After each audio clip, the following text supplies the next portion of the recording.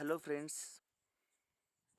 आज मैं आपको श्योरल होम लोन के बारे में बताने जा रहा हूँ, जो कि एसबीआई की तरफ से जो जवान जो डिफेंस एम्प्लॉय है उनके लिए ये फैसिलिटी शुरू की गई है। तो दोस्तों, वीडियो शुरू करने से पहले अगर आपको हमारा चैनल अच्छा लगे तो सब्सक्राइब ज़रूर करना, ताकि आने वाले दिनों में जो नए नए अपडेट्स होंगे वो हम आपके पास पहुंचा सकते हैं।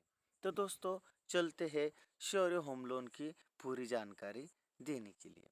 तो जैसे कि दोस्तों, आपने गूगल क्रोम या एनी ब्राउज़र के थ्रू आपने एसबीआई श्योर होम लोन के ऊपर वहाँ पे डाल देने के बाद श्योर होम लोन एसबीआई ये आपके स्क्रीन के सामने दिखाई देगा। आपने उसके ऊपर क्लिक करते ही आपके सामने इस तरीके का स्क्रीन आपको दिखाई देगा।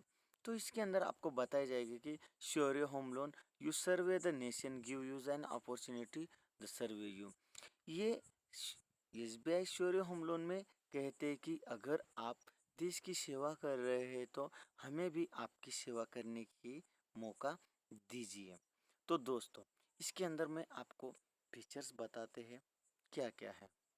तो दोस्तों, जैसे कि इसके अंदर श्योर होम लोन के अंदर आपको low interest rate, zero processing fee, कोई हिडन चार्ज आपको नहीं है, नो प्रेप पेमेंट, कोई पेनल्टी नहीं लगेगी, interest charge on daily reducing balance, जैसे कि डेली आपका रेसिजिंग जो बैलेंस होगा उसके ऊपर ही आपको इंटरेस्ट चार्जेस लग जाएंगे। रीपेमेंट अप टू 30 ईयर्स, आप 30 साल तक इस श्योर होम लोन को इस्तेमाल कर सकते हैं। Interest concession for women barriers, अगर यहाँ पे कोई महिला है तो उनको इंटरेस्ट में और भी सहूलियत दी गई है। Interest concession in cash cheque of is provided, अगर कोई आप चेक कैश से अगर पेमेंट करते हैं तो आपको इंटरेस्ट रेट में और भी अच्छी खासी इंटरेस्ट में फ़ायदा हो जाएगा।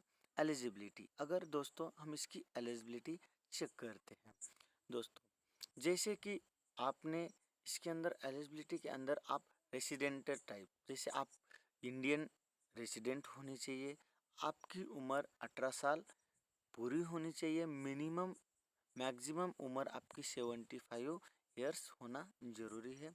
लोन टेन्योर आप 30 साल तक यूज कर सकते हैं। लोन अमाउंट, यहाँ पे क्लिक करने के बाद वहाँ पे आप लोन की अमाउंट डाल सकते हैं और वहाँ पे आपको शो हो जाएगा। अभी हम चलते हैं इंटरेस्ट रेट एंड फीस। तो दोस्तों, इसके अंदर इंटरेस्ट रेट, यहाँ पे आपको click view the interest rate आपको ऊपर है, वहाँ पे क्लिक करने के बाद आपको इंटरेस्ट रेट पता चल जाएगा। फीस, इसमें प्रोसेसिंग फ़ी कुछ भी नहीं है। प्री सैंक्शन, आपको इसके अंदर एडवोकेट फीस, प्रॉपर्टी सर, जैसे आप सर्च रिपोर्ट निकालते हैं प्रॉपर्टी की तो आपको इन्वेस्टिगेशन का उसको चार्ज देना पड़ेगा। वैल्यूएशन रिपोर्ट, जैसे कि आपको उस ज़मीन का या उस घर का वैल्यूएशन रिपोर्ट लेना है तो उसका चार्ज आपको देना पड़ेगा। पोस्ट सैंक्शन, स्टैम्प ड्यूटी हो, घर आपके नाम में करना है, अग्रीमेंट करना है, ये सारा खर्चा आपको करना पड़ेगा। ठीक है दोस्तों, तो अगर आगे हम चलते हैं डॉक्यूमेंट्स रिक्वायरमेंट, आप ये लोन लेने के लिए कौन कौन सी डॉक्यूमेंट ज़रूरी है ये हम देखते हैं। तो दोस्तों, जैसे कि आपको लगता है कि श्योर लोन लेना चाहिए तो आपको एम्प्लॉयर आइडेंटिटी कार्ड, जो कि आपने उनको दिखाना है कि मैं एक सैनिक हूँ, एक सेना में हूँ, मैं डिफेंस एम्प्लॉय हूँ, वो आपने उनको बताना है। लोन एप्लीकेशन फॉर्म लेना है, उसके साथ 3 पासपोर्ट फ़ोटो लेने हैं। प्रूफ ऑफ आइडेंटिटी, कोई पैन कार्ड हो, आधार कार्ड हो, वोटर कार्ड हो, ड्राइविंग लाइसेंस हो, कोई भी प्रूफ आप रख सकते हैं।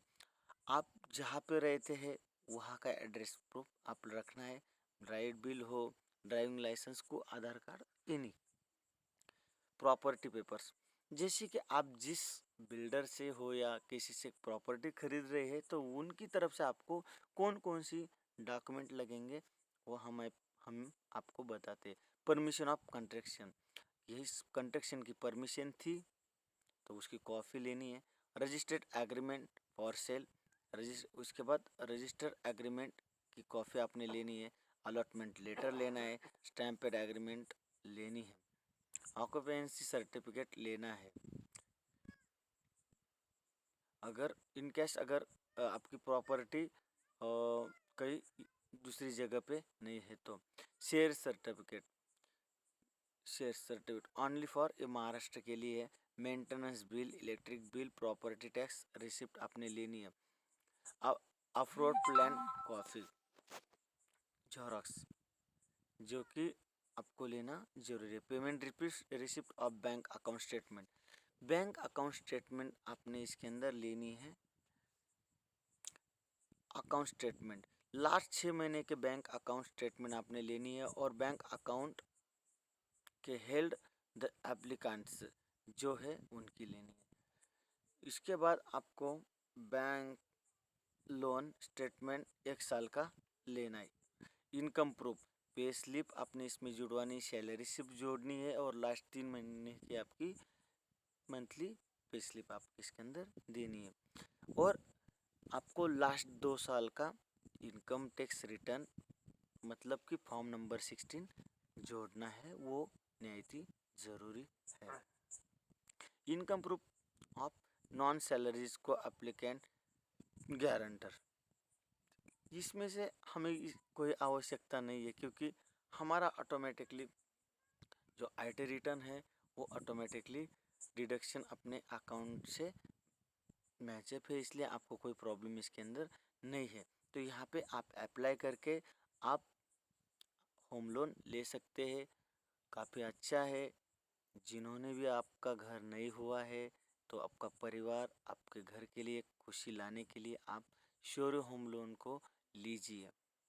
अगर हमारा वीडियो अच्छा लगे तो लाइक और कमेंट्स ज़रूर के लिए। तो आज के लिए हमें इजाज़त दे। धन्यवाद। जय हिंद।